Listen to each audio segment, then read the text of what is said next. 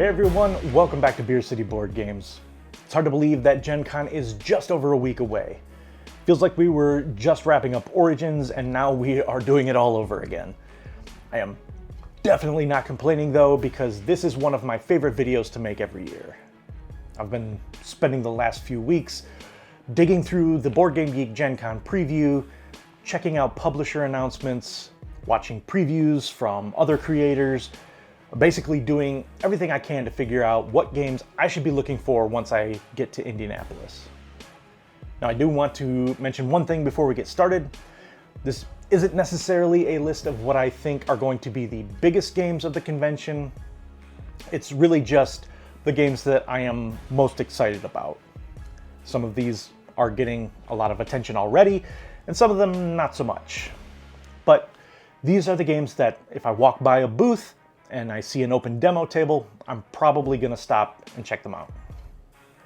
Before we get on to the top 6 though, I wanna mention a few expansions that I am looking forward to, along with a few honorable mentions that just barely missed making the list. We'll start off with the expansions. Faraway is a really fun, really interesting little card game. The scoring can be a little tricky to teach, but luckily it plays fairly fast so that you can always set it up and go again until folks get the hang of it. It's definitely a game that benefits from multiple plays. I still love the moment at the end where everyone starts scoring their cards in reverse order and realizes that they probably should have planned things a little better. From what I've seen, Under Starry Skies isn't trying to reinvent the game, and honestly, I don't think it needs to. It just looks like a very small expansion, adding some more variety and new cards and new scoring opportunities. That's really all I want from an expansion like this. Just give me a reason to keep coming back to a game that I already enjoy, and I'm happy. Next up is Mistborn, Well of Ascension. I've really enjoyed the base game, and being a fan of Brandon Sanderson's books definitely doesn't hurt. It looks like maybe this expansion pulls in characters and ideas from the second novel while adding some new alloy cards and different strategies to the game. Now, I haven't had a chance to look too deeply into everything that it adds yet, but it's Mistborn. And then there's Dune Imperium Conspiracy. Now, if you've watched the channel for any length of time, you probably know that I love Dune Imperium. It's one of those games that just keeps finding its way back to the table. This expansion looks like it's adding a little more intrigue, plus gives you the option to raid outlying planets, which honestly feels pretty natural for Dune. Now, I don't know yet if it will become an essential expansion, but I'm definitely excited to see what it brings to the game. Now, according to Direwolf's website, the only way you'll be able to check it out at Gen Con is by entering the Dune Imperium tournament, where they will incorporate parts of the expansion into the final rounds. So if this is something you're interested in, you might want to sign up while there's still space available. As for honorable mentions, there were quite a few games that almost made the list. These were 3 that just ended up missing the cut. First up is The Crew, Journey to the Ends of the Earth. I've really enjoyed every version of The Crew so far. They always seem to find another interesting twist on cooperative trick-taking, and they're just easy games to recommend. If this one can deliver another campaign full of clever missions, I'm all in. Next up is Drillers. This is one that's been generating quite a bit of buzz leading up to Gen Con, and the more I've read about it, the easier it is to see why. I tend to enjoy games with engine building and resource management, and this one looks like it has a really satisfying sense of progression as you expand your mining operation over the course of the game. It's definitely one that's on my radar, and I'm looking forward to seeing if it lives up to all of the excitement once people finally get a chance to play it. And finally, there's Clandestine. This is another game that's really caught my attention over the last few weeks. The idea of building and expanding your own secret society is just a really cool theme, and it feels like something we don't see explored too often in board games. From what I've seen, it's blending several mechanisms that I already enjoy, including multi-use cards, a rondel system, and even a Mancala-inspired resource mechanism. That's a combination that I don't think I've seen before, so I'm really curious to see how it all comes together. This is definitely one that I'm hoping to get a demo of while I'm at Gen Con. So, those are the expansions and the honorable mentions. Now, before we get into the actual list, I do want to mention a couple of things. First, this list includes a mix of games that are going to be available for purchase at Gen Con, as well as games that are only going to be available for demo. I didn't really separate out those two categories. For me, this list is just about games that I am most excited to get in front of me at the convention. The other thing that I want to mention is that if you've watched my previous Gen Con or Origins anticipated videos, you might notice that some of those games that were on those lists are missing here, and that's intentional. Sometimes games don't get released when they're supposed to, or a game may not make it to the convention on time. If a game has already appeared on one of my previous anticipation lists, and it's showing up again on the Board Game Geek preview for this year, I decided not to include it again. That doesn't mean that I'm any less excited about those games. There are definitely some returning favorites that I'm still hoping to play or pick up at Gen Con, but I wanted this list to highlight some games that I haven't talked about before. So, with all of that out of the way, these are my top 6 most anticipated games of Gen Con 2026.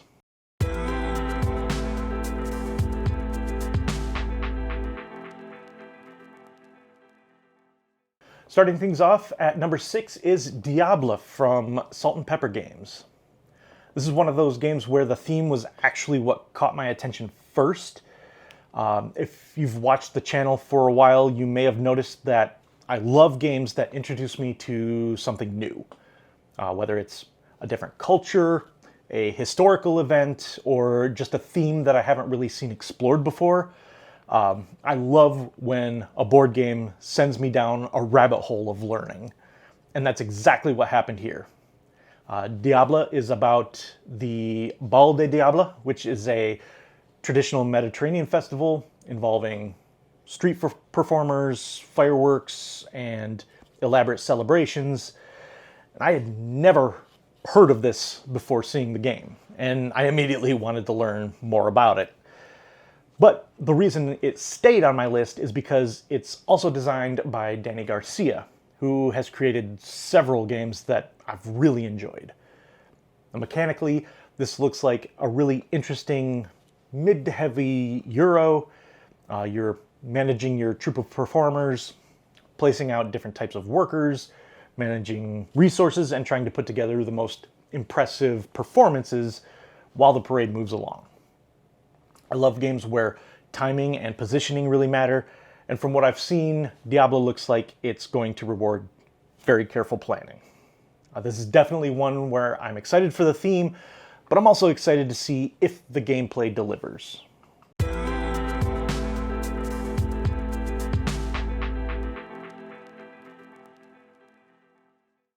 Coming in at number 5 is Forage from Flat Out Games.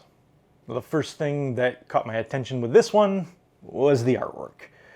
When I first saw it, I immediately got some Forest Shuffle vibes. Not because I think the gameplay is similar, but because it has that same kind of beautiful, nature-focused presentation that immediately makes me want to take a closer look. And that's honestly not a bad way to get my attention.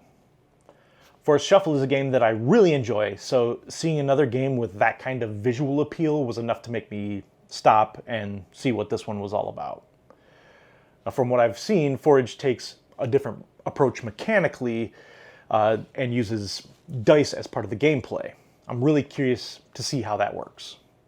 Now, Flat Out Games has become a publisher that I pay attention to because they consistently make games that are approachable but still have very interesting decisions packed inside. This feels like it could be another one of those games that is easy to bring to the table, but still gives you enough to think about.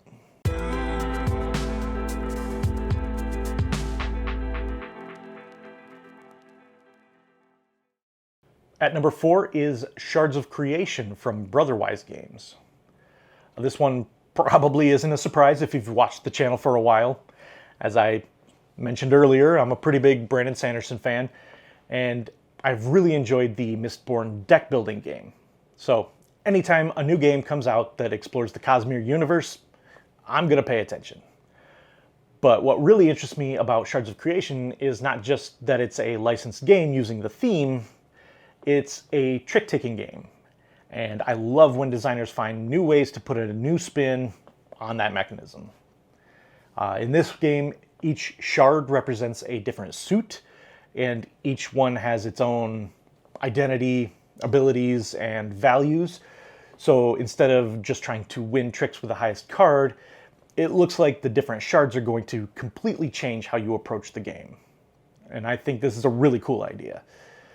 Obviously, the Cosmere connection is what got me to take a look at it, but the trick-taking design is what makes me actually want to sit down and play it. This is one where I'm really hoping I get a chance to see how all of those ideas come together.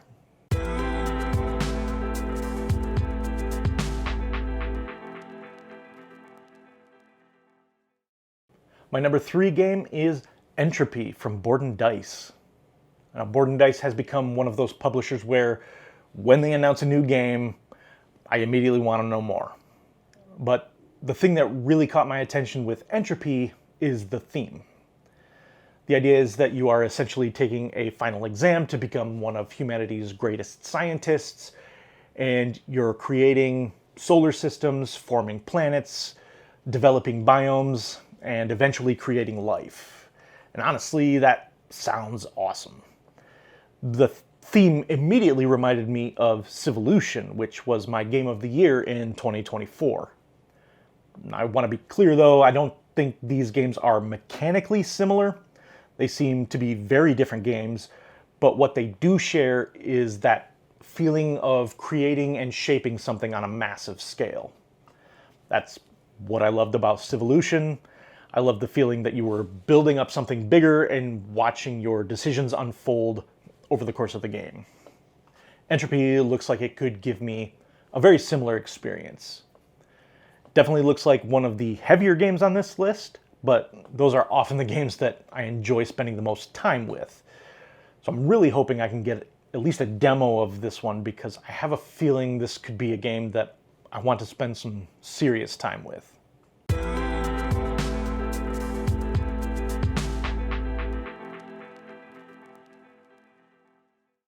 Coming in at number 2 is Behind the Lens from Inside Up Games. This one is probably the easiest game to explain why I'm excited about it. Yes, the photography theme immediately caught my attention.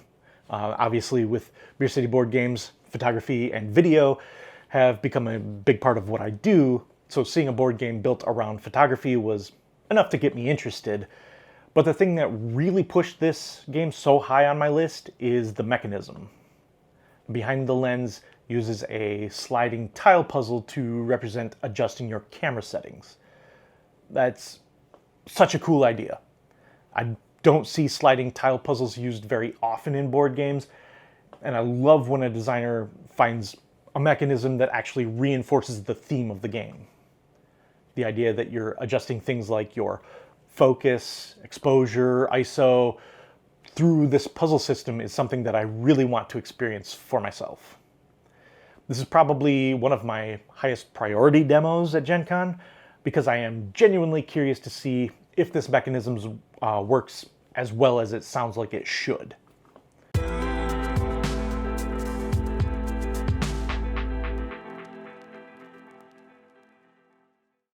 And finally, my number 1 anticipated game of Gen Con 2026 is The Lord of the Rings: The King's Gambit from Restoration Games.